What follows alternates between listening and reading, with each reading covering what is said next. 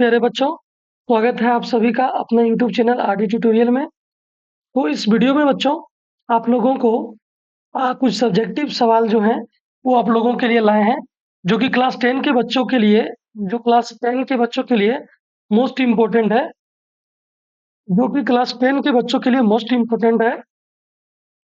जो जितने भी जैक बोर्ड के जितने भी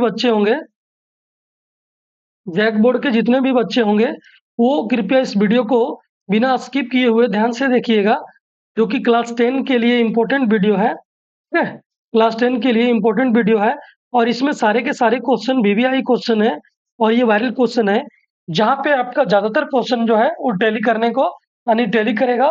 तो ये वीडियो को बिना स्किप किए हुए पूरा वीडियो को देखिएगा। यहाँ पे जैसे तैसे कोई वीडियो नहीं डाला जाता है। ये सारे आपके एग्जाम को देखते हुए मैं भी एक शिक्षक हूँ, तो इस चीज़ की मर्यादा है, इस चीज़ की मुझे परख है कि क्या बताना है क्या नहीं बताना है। तो वीडियो को आप लोग यानी कि अच्छे से पूरा वीडियो को कंप्लीट कीजिएगा और इसके बाद आप लोग को एग्जाम कैसा जाएगा वो कमेंट करके हमें एग्जाम के बाद जरूर एक बार याद कीजिएगा। ठीक है, तो चलिए यहाँ पे देखिए, हम ऑब्जेक्टिव क्वेश्चन का वीडियो जो है यानी कि पिछले वीडियो में अपलोड कर चुके हैं, इसी का ऑब्जेक्टिव। तो यहाँ पे जो सब्जेक्टिव है इसका सब्जेक्टिव यहाँ पे देखने को मिलेगा।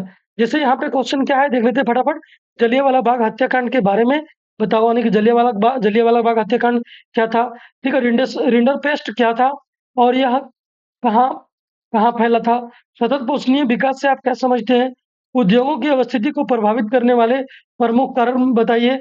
गठबंधन से आप क्या समझते हैं।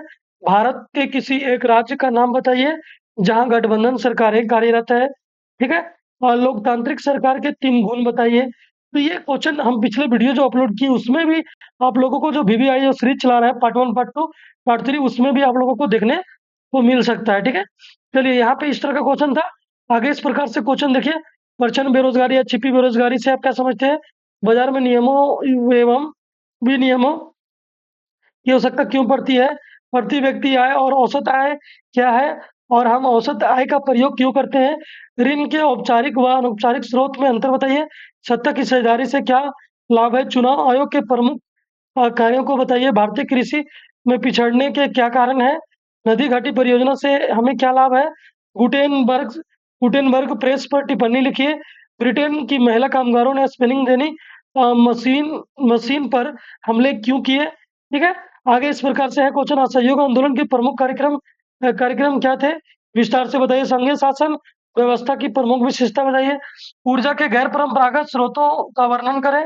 संसाधनों के अंधाधुंध उपयोग से किस प्रकार की समस्या उत्पन्न हो रही है, इसके बारे में बताना है। मुद्रा आवश्यकताओं के दोहरे सहयोग की समस्या को कैसे खत्म कर देती है कैसे अनेक उदाहरण के माध्यम से बताना है। फ्रांसीसी लोगों के बीच सामूहिक पहचान का भाव पैदा करने के लिए फ्रांसीसी क्रांति ने क्या कदम उठाए, ये लिखना है। दिए गए भारत के मानचित्र में निम्न को दर्शाइए। भाखड़ा नांगल बांध कहाँ पे है। जमशेदपुर कहाँ पे है। मुंबई हाई तेल क्षेत्र कहाँ पे है। तो ये सारे चीज को हम लोग देखेंगे। तो चलिए वीडियो में बने रहिए, आगे हम लोग बढ़ते हैं। नहीं तो ध्यान दीजिएगा, यहाँ पे क्या है, इस तरह से मानचित्र दिया रहेगा और मानचित्र में आपको दर्शा के बताना था जो यहाँ पे आपसे क्वेश्चन किया उसके बारे में। अब एक बात यहाँ ध्यान दीजिएगा बच्चों कि यहाँ पे देखिए क्या है कि एक देखिए, उठो जागो और तब तक मत रुको। उठो जागो और तब तक मत रुको जब तक लक्ष्य की प्राप्ति ना हो जाए। बच्चों अगर आप लोग का जो टारगेट है वो टारगेट जब तक अचीव नहीं लग रहा है तब तक आप लोग और समय देकर दिन रात एक करके आप लोग मेहनत करिए और तब तक आप लोगों को रुकना नहीं है। चलिए आगे बढ़ते हैं। तो देखिए बच्चों, पहला जो यहाँ दिया था, पहला जलियांवाला बाग हत्याकांड यानी 31 में दिया था, उसको हम लोग समझ लेते हैं अच्छा से। देखिए रौलट एक्ट के विरोध में सैफुद्दीन सैफुद्दीन सैफुद्दीन किचलू और सत्यपाल गिरफ्तार हो चुके थे। अमृतसर में मार्शल लॉ लागू कर दिया गया था। यहाँ पे क्या बच्चों, 13 अप्रैल 1919 को बैसाखी के दिन अमृतसर के जलियांवाला बाग में एक सभा आयोजित किया गया था। सैनिक प्रशासक जनरल डायर ने इस सभा को अवैध घोषित कर दिया। वहां गोलियां चलवा दी जिसमें सैकड़ों लोग मारे गए। इस न, इस निरसंस हत्याकांड की जांच के लिए सरकार ने हंटर आयोग का गठन किया था, लेकिन उसके माध्यम से भी कुछ प्राप्त नहीं हुआ। और वहाँ पे यानी कि जलियांवाला बाग यानी बैसाखी मेले में पूरा भारतीय लोग वहाँ पे एकत्रित हुए थे और किस प्रकार अंग्रेजों का विरोध करना है, किस प्रकार जो आंदोलन चल रहा था, असहयोग आंदोलन वो किस प्रकार आगे बढ़ेगा, इसके बारे में तय होना था। लेकिन ये बात की सूचना मिल गई थी किसको? ये वहाँ के जनरल डायर यानी कि जो सेना के अध्यक्ष थे उनको, यानी कि उसको, और उस समय मार्शल लॉ लागू था, जिसके बाद क्या कर दिया यानी कि जनरल डायर ने बख्तर बंद गाड़ियों से पुलिस वगैरह को भेजकर पूरे वहां मेला में ये अंधाधुंध फायरिंग करवा दिया, जिसके कारण कई सारे सैकड़ों लोग मारे गए। वहां खून की जो कुएं के पानी ऐसा लग रहा था कि जैसे खून से भरा हुआ है। ठीक है, तो आप लोग ध्यान दीजिएगा। ठीक है, आगे आगे बढ़ते हैं। अगला क्या है? रिंडरपेस्ट। तो रिंडरपेस्ट पशुओं में प्लेग की भांति फैलने वाली एक बीमारी थी, जिससे अफ्रीका में 1990 के दशक में हजारों पशुओं की मृत्यु हो गई। कहाँ बच्चों? अमेरिका में मृत्यु हो गई थी। कब हो गई थी? 1890 की दशक में हुई थी। हजारों पशुओं की मृत्यु हो गई थी और वहां के लोगों की आजीविका पर गहरा प्रभाव पड़ा। फिर नेक्स्ट क्वेश्चन क्या है बच्चों? नेक्स्ट जो है यहाँ पे सतत पोषणीय, वहां पे जितना भी क्वेश्चन बताए थे बच्चों उसी का सीरियल वाइज आंसर है। ठीक है, सतत पोषणीय विकास का अर्थ है कि विकास पर्यावरण को बिना नुकसान पहुंचाए और वर्तमान में विकास की प्रक्रिया इस प्रकार चलती रहे कि वह भावी पीढ़ी के लिए संसाधन बची रहे। यानी बच्चों क्या है कि अभी अभी यानी कि जो हमारे यानी कि वर्तमान में जो हम लोग हैं पीढ़ी, वो तो उसका प्रयोग कर ही ले और आगे आने वाले पीढ़ी के लिए भी कुछ बच जाए। इस प्रकार के विकास को हम लोग सतत पोषणीय विकास कहते हैं। आगे क्या है बच्चों? उद्योगों की अवस्थिति को प्रभावित करने वाले दो प्रमुख कारक, भौतिक कारक और दूसरा क्या है? मानवीय कारक।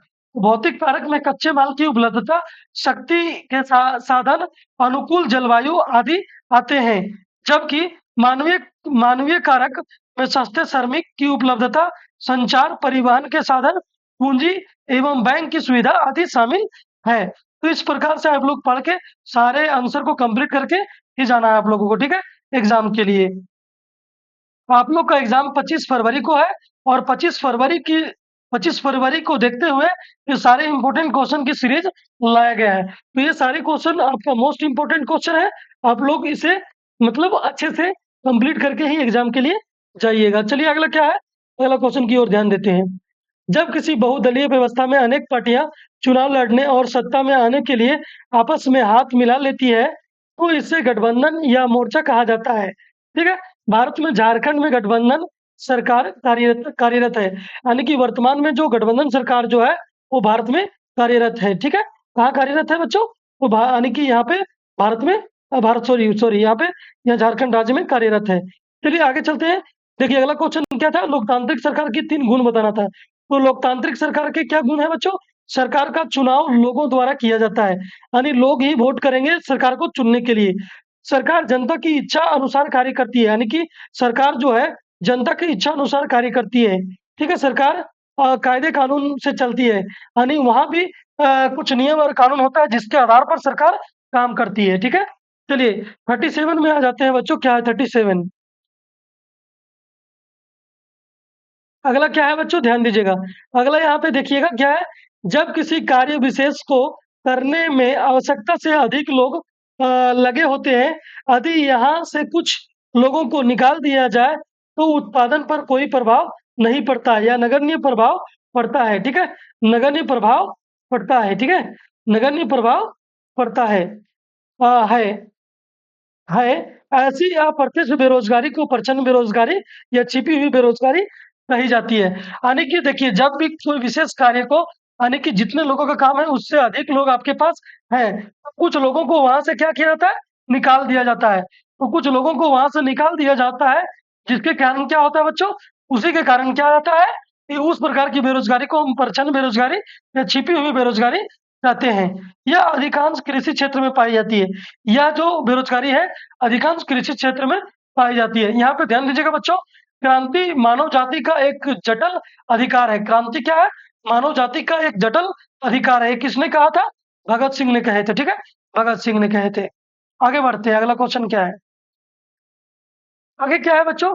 बाजार में नियमों या विनियमों की आवश्यकता उपभोक्ता की सुरक्षा के लिए होता है। यानी बाजार में नियमों एवं विनियमों की आवश्यकता किसके लिए होता है बच्चों? उपभोक्ता। उपभोक्ता कौन होता है बच्चों? ये कस्टमर होता है। कौन होता है? कस्टमर। जैसे हम और आप क्या है? कस्टमर है। चलिए अगला क्वेश्चन, किसी देश की कुल आय को उस देश की कुल जनसंख्या से अगर भाग दिया जाए तो जो राशि प्राप्त होती है बच्चों उसको हम लोग क्या कहते हैं? प्रति व्यक्ति आय, और उसी को बोलते हैं हम लोग औसत आय। यानी देश की कुल जनसंख्या, देश की कुल आय बटे देश की कुल जनसंख्या से अगर भाग दे देते हैं तो जो आता है वही हमारा क्या हो जाता है बच्चों? ये हमारा हो जाता है प्रति व्यक्ति या औसत आय उसको कहते हैं। हम औसत आय का प्रयोग दो देशों की तुलना करने के लिए भी करते हैं। चलिए, ऋण के औपचारिक स्रोत वे हैं जो सरकार द्वारा नियंत्रित व पंजीकृत होते हैं, जैसे बैंक एवं सरकारी समितियां। ऋण के अनौपचारिक स्रोत के अंतर्गत वे छोटी और छिटपुट इकाइयां शामिल है जो सरकार के नियंत्रण से बाहर होती है, जैसे साहूकार, महाजन, जो कि क्या करते हैं बच्चों? छोटे तौर पे वो कर्जा, यानी कि जो किसान लोग होते हैं उनको कर्ज देते हैं, महाजन लोग या साहूकार लोग। ठीक है, चलिए ध्यान दीजिएगा आगे क्या है। सत्ता की साझेदारी से क्या लाभ है बच्चों? ठीक है, तो सत्ता की साझेदारी को हम लोग समझते हैं कि उससे क्या लाभ है।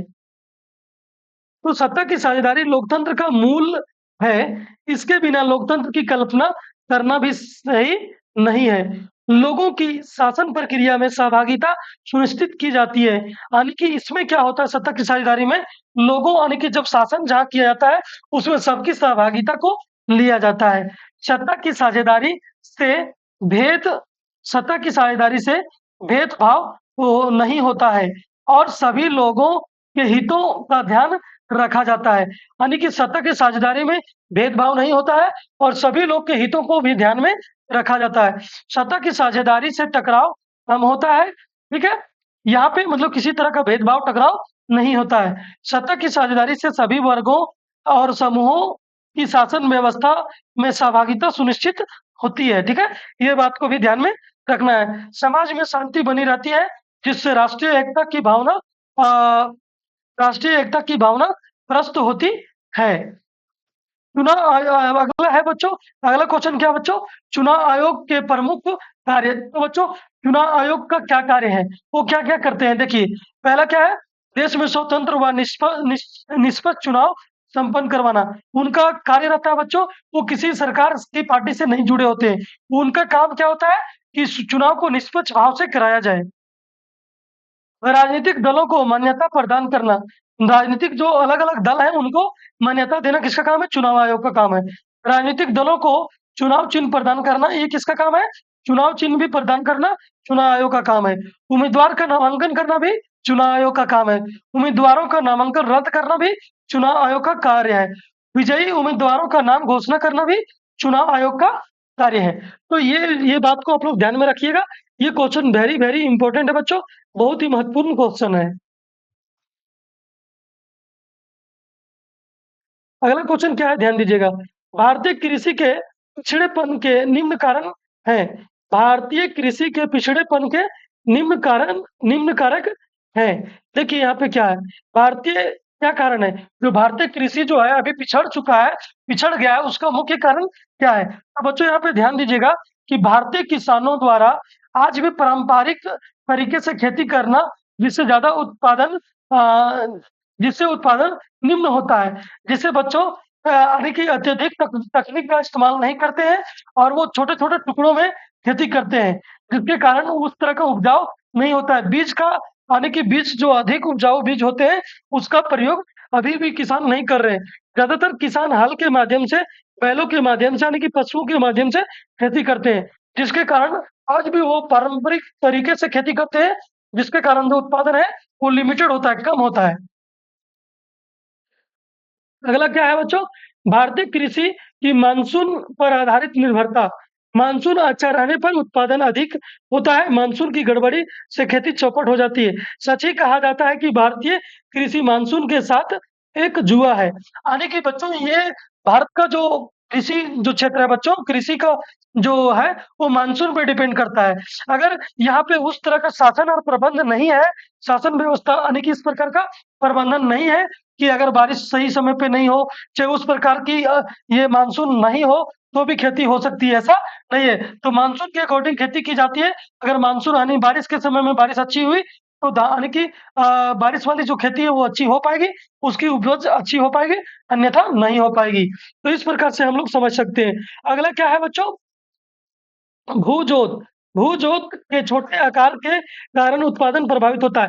बच्चों, भारत का जो ज़मीन का आकार जो है ना बच्चों, खेती का आकार, जो खेत का आकार है, वो क्या छोटे-छोटे भूभागों में बँटा हुआ है, छोटे-छोटे टुकड़ों में बँटा हुआ है। बहुत यानी जनसंख्या अधिक होने के कारण छोटे-छोटे टुकड़ों में बँट गया है।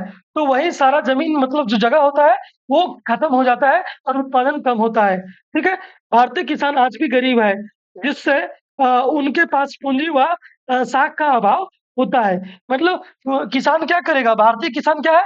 अगर किसी तरह से ऋण लेता है बैंक से, और बैंक से ऋण लेने के बाद वो उतना खेती से उतना मुनाफ़ा नहीं कमा पाता है कि वो ऋण भी चुका सके और वो उनके लिए एक पूँजी भी जमा कर सके। इस तरह से वो नहीं कर पाता है, जिसके कारण जो बच्चों भारतीय कृषि आज भी पिछड़े यानी कि पिछड़ रहा है। ठीक है? चलिए, आगे ध्यान देना है आप लोगों को क्या है? बहुउद्देशीय नदी घाटी परियोजना, बहुउद्देशीय नदी घाटी परियोजना से हमें निम्न लाभ है। तो बच्चे जो बहुउद्देशीय नदी घाटी परियोजना से हमें क्या लाभ होता है? अगर अगर हम बच्चों बांध बना के जल को रोकते हैं, तो जल को रोकने से क्या होता है? जो बाढ़ जो है अचानक जो कहीं बढ़ जाती यानी अचानक बारिश होने से बाढ़ नजदीक के इलाके में अगर फैल जाता है, तो जान-माल की हानि होती है, तो वो बाढ़ को नियंत्रित करता है कौन? बांध। बांध क्या करता है? कि बाढ़ को नियंत्रित करता है, यानी कि विद्युत उत्पादन में सहयोग करता है, सिंचाई में सहायता देता है, पर्यटन को बढ़ावा देता है, मत्स्य पालन यानी मछली का पालन भी हम लोग मतलब उससे कर सकते हैं। तो ये सारे इंपॉर्टेंट कुछ लाइन थी, आप लोग ज़रूर याद कर लीजिएगा, ऐसा क्वेश्चन वहाँ आपके फाइनल एग्ज़ाम में देखने को मिलेगी। देखिए, आप जो बदलाव दुनिया में देखना चाहते हैं, वह पहले खुद में लाएँ। देखिए, ये महात्मा गांधी बोले थे कि आप जो बदलाव दुनिया में देखना चाहते हैं, वह पहले खुद में लाएँ। अगर खुद को नहीं बदलेंगे, तो दुनिया कैसे बदलेगी? पहले खुद को बदलें, फिर दुनिया बदलेगी। ठीक है? चलिए, और यहाँ पे क्या है, नौकायान के लिए उपयोगी होता है, क्योंकि अगर जहाँ पे अगर हम लोग बाँध बनाते हैं, उस जगह पे डैम का निर्माण होता है। डैम का निर्माण होने से कि जैसे डीवीसी हो गया बच्चों, तो वहाँ पे बोट वगैरह जो होता है, जिससे हम लोग क्या करते हैं, पर्यटन को बढ़ावा मिलता है। और जो बोट यानी कि जो नाव के नावक, उनको भी क्या बोलते हैं, उनको भी रोज़गार मिलता है। ठीक है? तो इस प्रकार से आप लोग ध्यान दीजिएगा। बहुत अच्छे नदी घाटी परियोजनाओं से होने वाले लाभ को देखते हुए सच ही इसे जवाहरलाल नेहरू ने आधुनिक भारत के मंदिर की संज्ञा दी है। ये आधुनिक भारत की मंदिर की संज्ञा दी है। कौन दी है बच्चों? जवाहरलाल नेहरू ने इसे आधुनिक भारत की मंदिर का संज्ञा दिए हैं। ठीक है? चलिए अगला क्वेश्चन की ओर आगे बढ़ते हैं हम लोग। अगला क्वेश्चन क्या है? अगला क्वेश्चन है बच्चों, योहान गुटेनबर्ग जर्मनी के एक व्यापारी का बेटा था, जो बचपन से ही तेल, जैतून पेरने की मशीनें देखते आया था।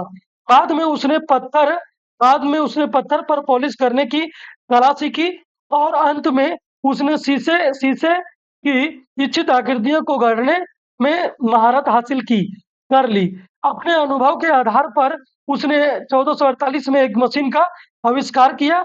इसमें एक स्क्रू से लगा एक हैंडल होता था, जिसे घुमाकर प्लांटेन को गीले कागज पर दबा दिया जाता था। गुटेनबर्ग ने रोमन वर्णमाला के समान 26 अक्षरों के लिए टाइप बनाई, जिसे इधर-उधर घुमाकर शब्द बनाया जा सकता था। इसे मूवेबल टाइप प्रिंटिंग मशीन के नाम से भी जाना गया। इस मशीन से पहली किताब बाइबल छपी, जिसकी 180 प्रतियां 3 वर्ष में छपी। यानी कि सबसे पहले इस मशीन से जो बुक छपा था बच्चों, वो कौन-सा किताब था? बाइबल, जिसमें कितनी प्रतियाँ थी? 180 प्रतियाँ थी, जिसको छापने में 3 वर्ष लग गए थे। गुटेनबर्ग प्रेस मुद्रण और छपाई के क्षेत्र में एक क्रांतिकारी परिवर्तन का प्रतीक है। यानी कि यही जो गुटेनबर्ग था बच्चों, यही एक क्रांतिकारी परिवर्तन का प्रतीक बन गया। कौन? गुटेनबर्ग। तो चलिए अगला क्वेश्चन हम लोग देखते हैं क्या है आगे। अगला क्वेश्चन है बच्चों, 1764 में जेम्स हारग्रीव्स ने जिस मशीन स्पिनिंग जेनी मशीन का आविष्कार किया, उसने कपड़ा उद्योग में कताई की प्रक्रिया को तीव्र कर दिया। नहीं, जो कपड़ा में जो हाथ से जो कताई जो होता था बच्चों, वो स्पिनिंग जेनी मशीन आने से ये जो कताई की जो प्रक्रिया उसमें तीव्र आने की गति आ गई। पहले कताई का काम मजदूरों द्वारा किया जाता था। कताई मशीन के आविष्कार से एक मजदूर एक साथ बहुत सारी तकलियों को घुमा सकता था, जिससे एक साथ कई धागे बनने लगे। इस मशीन के आविष्कार से ब्रिटेन में ऊन काटने वाली औरतें के सामने रोजगार का संकट आ खड़ी हो गई। यानी कि जो पहले वहां पे महिलाएं काम करती थी, उनका रोजगार अब खतरे में आ चुका था। बहुत सारे महिलाएं को रोजगार छिन गया, यानी कि रोजगार उन लोग का छिन गया और वो बेरोजगार हो गई। उनके सामने रोजी रोटी की समस्या उत्पन्न हो गई। अतः ब्रिटेन की महिला कामगारों ने स्पिनिंग जेनी मशीन पर हमले करने शुरू कर दिए और इस प्रकार से स्पिनिंग जेनी मशीन पर हमला किया गया। क्योंकि ये जो इंग्लैंड, यानी कि जो ये जो आपका क्या जो जहाँ पे महिलाएं लोग कार्य करती थी कताई का, वो कताई का काम अब स्पिनिंग जेनी मशीन कर देता था और कई औरतें के काम को वो अकेले कर देता था। ठीक है, चलिए आगे बढ़ते हैं। आगे क्या है, अगला क्वेश्चन क्या है देखिएगा बच्चों। अगला क्वेश्चन है हमारा, रोलेक्ट एक्ट जलियांवाला बाग हत्याकांड। रोलेक्ट एक्ट जलियांवाला बाग हत्याकांड खलीफा के साथ दुर्व्यवहार आदि के कारण गांधी जी काफी आहत थे। अतः उन्होंने असहयोग आंदोलन करने का विचार कांग्रेस के अधिवेशन में रखा। प्रारंभिक विरोध के बाद गांधी जी को असहयोग आंदोलन चलाने की अनुमति दे दी गई। 1920 में गांधी जी द्वारा असहयोग आंदोलन प्रारंभ किया गया। बच्चों, असहयोग आंदोलन कब प्रारंभ किया गया? 1920 ईस्वी में। ठीक है, उसके किया गया। उसके कार्यक्रम निम्न थे, यानी कि उसमें क्या क्या बात था वो ध्यान दीजिएगा। सबसे पहले लोगों को सरकार द्वारा दी गई पदवियां लौटा देनी थी। यानी कि जो सरकार के द्वारा जो क्या बोलते हैं, जो पद मिलता था, जो जो जो अवार्ड मिलता था, उसको लौटाने के लिए बोला गया। लोगों को सरकारी नौकरियां का बहिष्कार करने बोला गया। सेना, पुलिस, अदालतों आदि का बहिष्कार करने बोला गया। विधायी परिषदों, स्कूलों, विदेशी वस्तुओं का आदि का बहिष्कार करने बोला गया। आपसी झगड़ों को पंचायतों द्वारा निपटाने बोला गया। राष्ट्रीय शिक्षण संस्थान स्थापित करना आदि, यानी कि अब शिक्षा का नया बोर्ड स्थापित करने के लिए बोला गया। इन सारे बातों को रखा गया इस किसमें, ये प्रस्ताव में रखा गया। ठीक है, चलिए 5 फरवरी 1922 को गोरखपुर जिले में चोरा चोरी कांड हुआ, जिसके विरोध में गांधी जी ने असहयोग आंदोलन को वापस ले लिया। यानी चोरा चोरी जो कांड जो 1922 में हुआ था बच्चों, जिसके कारण ही असहयोग आंदोलन को महात्मा गांधी को वापस लेना पड़ा। ठीक है, चलिए अगला क्वेश्चन को हम लोग ध्यान देते हैं। अगला क्वेश्चन क्या था? अगला क्वेश्चन क्या है बच्चों? गांधी जी ने असहयोग आंदोलन वापस लिया था, उसका ये वो तो असहयोग आंदोलन वाला हो गया। अगला क्या है? संघीय शासन व्यवस्था विश्व के कई देशों में अपनाई गई है। संघ निर्माण का तरीका भले ही अलग अलग हो, परंतु संघीय शासन व्यवस्था की कुछ प्रमुख विशेषताएं सभी संघों में समान पाई जाती है, जो निम्न है। संघीय शासन व्यवस्था में सरकार दो या अधिक स्तरों वाली होती है। यानी कि जो संघीय शासन व्यवस्था में बच्चों क्या होती है, सरकार दो या अधिक स्तरों वाली होती है। और अलग अलग स्तर की सरकारें एक ही नागरिक समूह पर शासन करती है, परंतु कानून बनाने, कर वसूलने, प्रशासन का उनका अपना अपना अधिकार क्षेत्र होता है। विभिन्न स्तरों की सरकारों के अधिकार क्षेत्र संविधान में स्पष्ट रूप से वर्णित होते हैं। संविधान के मौलिक प्रावधानों को कोई सरकार अकेले नहीं बदल सकती है। ऐसे बदलावों के लिए दोनों स्तरों के सरकारों की सहमति आवश्यक होती है। तो ये बात को आप लोग को ध्यान देना है बच्चों। अब देखिए आप लोग बच्चों क्या है, अभी आप लोग सोचते हैं किसी तरह एग्जाम लिख दें, लेकिन बच्चों यहाँ पे ध्यान दीजिएगा, आपको एग्जाम लिखने से, एग्जाम पास करने से, एग्जाम में अच्छा मार्क्स लाने से भी कुछ मिलने वाला नहीं है। अभी आपका जो मेहनत है वो स्टार्ट हुआ, प्रारंभ हुआ है, अभी आगे तो बहुत कुछ बाकी है। तो ध्यान दीजिएगा बच्चों, यहाँ पे एक लाइन लिखा गया है, देखिए कौन बताया, एपीजे अब्दुल कलाम ने बताया, सपने वे नहीं जो हमें सोते वक्त देखते हैं, यानी कि सपने वो नहीं जो हम सोते वक्त देखते हैं, सपने वो है जो हमें सोने नहीं देते। यानी कि सपना वो नहीं जो हम सोते समय देखते हैं, सपना वो है जो हमें सोने नहीं देते हैं। ये किसका कहना था बच्चों? डॉक्टर एपीजे अब्दुल कलाम का। तो ये बात को आप लोग ध्यान दीजिएगा, ठीक है? चलिए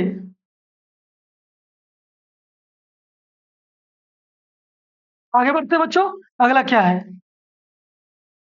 तो यहाँ पे आप लोग देख लीजिएगा, इसको पूरा कर लीजिएगा। यहाँ पे क्या क्या है बच्चों, आगे चलते हैं हम लोग।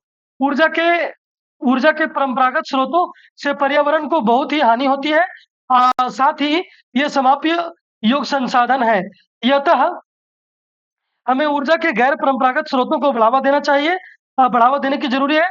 ऊर्जा के गैर परंपरागत स्रोतों में परमाणु ऊर्जा, सौर ऊर्जा, पवन ऊर्जा, बायोगैस, ज्वारीय ऊर्जा, भूतापीय ऊर्जा आदि शामिल है। तो बच्चों ये ऊर्जा का जो है यहाँ पे, ऊर्जा के परंपरागत स्रोत और गैर परंपरागत स्रोत, यानी कि परंपरागत स्रोत वो होते हैं जो पर्यावरण को हानि पहुंचाते हैं, और गैर परंपरागत स्रोत वो होते हैं बच्चों जो पर्यावरण को नुकसान नहीं पहुंचाते हैं और वो लंबे समय तक चलते हैं, वो समाप्त नहीं होते हैं। जैसे यहाँ पे परमाणु ऊर्जा, सौर ऊर्जा बच्चों जैसे कि सूर्य के प्रकाश से जो ऊर्जा हमें प्राप्त होती है। पवन ऊर्जा बच्चों जैसे जो अधिक जो वायु की गति जहाँ पे तेज गति रहती है, वहां पे पंखुड़ी जैसा लगाया जाता है बच्चों, वो जब रोटेट करता है, घूमता है, तो उससे बिजली जनरेट होती है।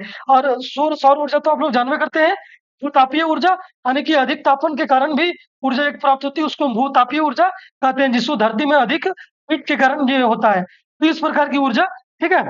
भारत में परमाणु ऊर्जा यूरेनियम व थोरियम से प्राप्त की जाती है। कुल ऊर्जा के लगभग 2% भाग इससे प्राप्त होता है। ये चीज को आप लोग पढ़ के आराम से देख लीजिएगा बच्चों, ये पूरा अच्छे से क्लियर करके इसको पढ़ के जाइएगा, और यहाँ से आप लोग कंप्लीट करके जाइएगा। समय को कम लेने के कारण थोड़ा सा जल्दी कर रहे हैं। देखिए प्रारंभिक समय में लेन देन वस्तु विनिमय प्रणाली पर आधारित होता था। देखिए बच्चों कि प्रारंभिक समय जो था ना, यानी कि शुरुआती के दौर में जो बच्चों पहले जो था कि वस्तु का लेन-देन जो है, वस्तु विनिमय, यानी कि हमारे पास ये गाय है और हमें चावल की ज़रूरत है, तो जिसके पास चावल है उसको गाय की ज़रूरत है, तो ऐसे वस्तु इस तरह से हम लोग अदला-बदली करके अपना काम निकालते थे। उस समय मुद्रा की साधन नहीं था, उस समय पैसे की साधन नहीं था, जिसके कारण बहुत सारी परेशानियाँ उठानी पड़ती थी। तो देखिए, जिसमें आवश्यकताओं का दोहरा संयोग होना अनिवार्य होता था। जैसे कि मेरे पास अगर गाय हमें बेचना है और मुझे चावल चाहिए, तो वैसे लोग को ढूँढना पड़ता था जिसको गाय की आवश्यकता है और उसके पास चावल हो। तो इस बात को ध्यान रखा जाता था। वही दोहरे संयोग का होना अनिवार्य होता था। मुद्रा के चलन ने आवश्यकताओं के दोहरे संयोग को खत्म कर दिया। जब से मुद्रा आ गया बच्चों, तब से ये आवश्यकताओं के दोहरे संयोग को ये खत्म कर दिया। ठीक है? दिया, क्योंकि मुद्रा लेन-देन करने वाले व्यक्तियों के बीच मध्यस्थ की भूमिका निभाती है। यानी कि पैसा आज के समय में, वर्तमान समय में अगर मेरे पास पैसा है तो मैं गाय भी खरीद सकता हूँ, चावल भी खरीद सकता हूँ। उसमें आपको आवश्यकताओं के दोहरे सहयोग की कोई ज़रूरत नहीं है। इसलिए इसलिए विनिमय प्रक्रिया में इसे विनिमय का माध्यम माना जाता है। इसको आप लोग अच्छे से पढ़ लीजिएगा, इसको कंप्लीट करिएगा, ठीक है? इस तरह से आप लोग समझ के आगे कंप्लीट कीजिएगा, ठीक है? आगे क्या है यहाँ पे ध्यान दीजिएगा। देखिए बच्चों, यहाँ पे दिया है जो व्यक्ति कभी गलती नहीं करता, जो व्यक्ति कभी गलती नहीं करता, उसने कभी कुछ नया करने की कोशिश नहीं की। अगर बच्चों मुझे भी ऐसा लग रहा है ये होगा कि नहीं होगा, होगा कि नहीं होगा, इस तरह से अगर ये लोग सोचते हैं, लेकिन बच्चों अगर गलती नहीं होगा, तुमसे गलती नहीं होगा, अगर गलतियाँ नहीं होगी तो उस गलती से आप लोग सीखेंगे कैसे? गलतियाँ करना कोई बड़ी बात नहीं है। अगर गलती करके उस गलती से आप लोग कुछ नया सीख लेते हैं, यही सबसे बड़ी बात है। ये किसने बोला थे बच्चों? एल्बर्ट आइंस्टीन ने बोले थे। चलिए,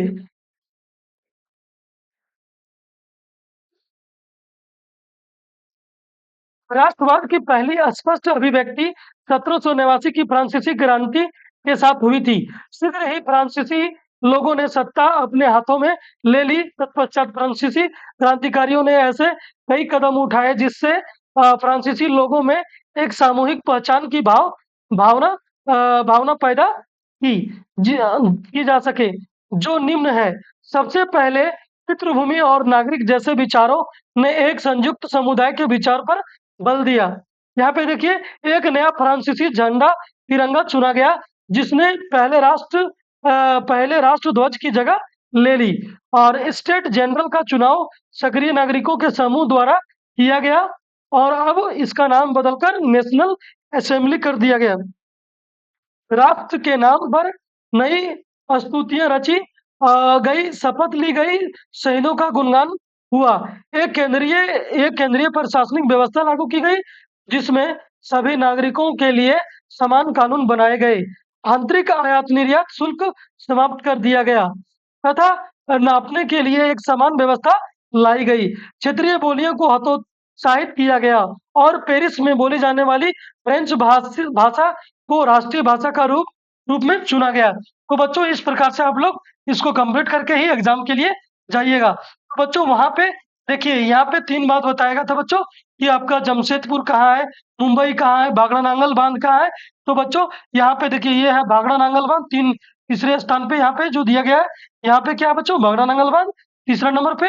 दूसरा जो यहाँ पीला दिख रहा है बच्चों, ये है आपका बम्बई हाई जो तेल की जो जगह है वो है यहाँ पे दूसरा, और तीसरा यानी कि पहला क्या है बच्चों, यहाँ पे है जो कि जमशेदपुर टाटा यानी कि झारखंड में जो स्थित है। ठीक है बच्चों, तो आप लोग इस तरह से पहला दूसरा तीसरा ये मानचित्र को अगर समझ लीजिएगा तो आपको वहां पे कुछ भी रहे वहां पे दर्शाने में बिल्कुल आसानी होगा। तो आज का जो मतलब क्वेश्चन था बच्चों ये समाप्त हुआ, और यहाँ पे एक अंतिम देखिए यहाँ पे एक बात दिया गया है, क्रांति क्रांति की तलवार में धार वैचारिक पत्थरों पर रगड़ने से आती है। क्रांति की तलवार में जो धार वैचारिक पत्थरों पर रगड़ने से आती है, ये कौन बोले थे बच्चों, भगत सिंह बोले थे। तो अगर ये वीडियो आप लोग के काम में अगर लगता होगा कि ये मेरे काम का वीडियो है बच्चों, तो ये वीडियो को ज्यादा से ज्यादा अपने दोस्तों के पास शेयर कर दीजिएगा, वीडियो को लाइक कर दीजिएगा, और वीडियो में एक प्यारा सा कमेंट करके हमें मोटिवेट कीजिएगा। चलिए जो मन में आए वो कीजिए, लेकिन वीडियो देखकर जरूर जाइएगा ताकि इससे आपका जो भविष्य है उज्जवल हो सके। Thank you.